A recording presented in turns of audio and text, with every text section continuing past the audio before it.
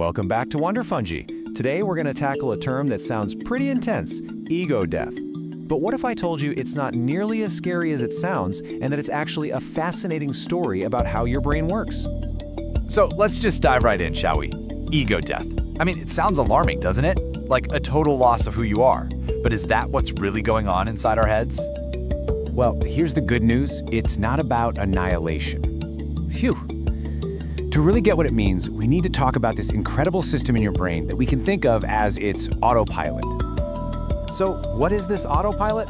Just think of it as the part of you that's always running in the background, constantly shaping your very sense of who you are. Scientists, of course, have a name for this system, the default mode network, or DMN for short. It's essentially the neurological home for your sense of self, and it fires up whenever your mind isn't laser-focused on a task. And you experience the DMN all the time. It's that voice in your head narrating your life story. It's the part of you that worries about that meeting tomorrow or replays that awkward thing you said yesterday. It's what lets you daydream, reflect on yourself, and even put yourself in someone else's shoes. It's constantly reminding you that you are you.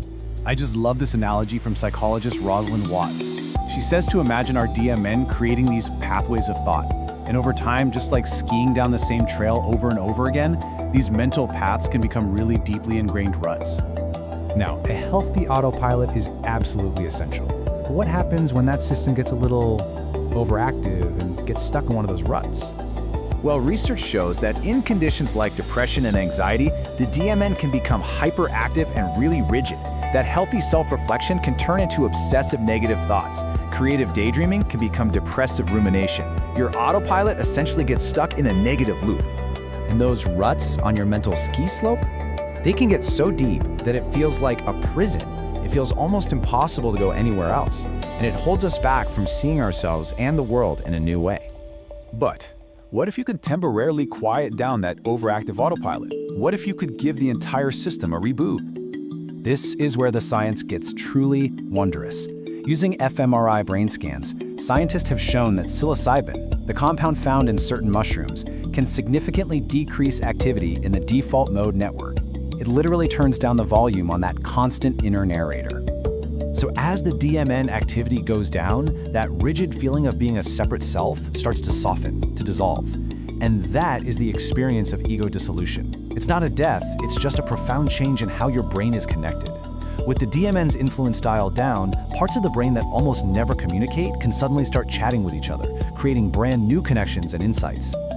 And this brings us right back to our ski slope, and it perfectly illustrates the therapeutic potential. The psilocybin experience acts like a snowplow. It just flattens those old, rigid ruts and lays down a fresh blanket of powder.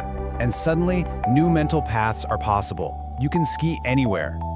This brain reboot can lead to lasting psychological flexibility.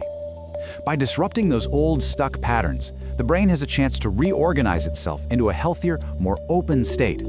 And this can last long after the experience is over, allowing new, more positive mental paths to be forged. Okay, before we finish up, it is absolutely essential that we cover some important safety information, so please listen closely. It's important to remember that all content here on Wonder Fungi is for educational, documentary, and scientific purposes only. This information is not medical advice. Psilocybin is a Schedule I substance in many countries. The kinds of experiences we're talking about are studied in very controlled clinical settings. And it's crucial to know that researchers exclude individuals who have a personal or family history of psychosis or bipolar disorder, and that's because of serious psychological risks. This channel does not encourage any illegal activity. Please always consult a medical professional for any health questions or concerns. Thank you so much for exploring your amazing brain with us here at Wonder Fungi. If you enjoyed this, be sure to like and subscribe for more.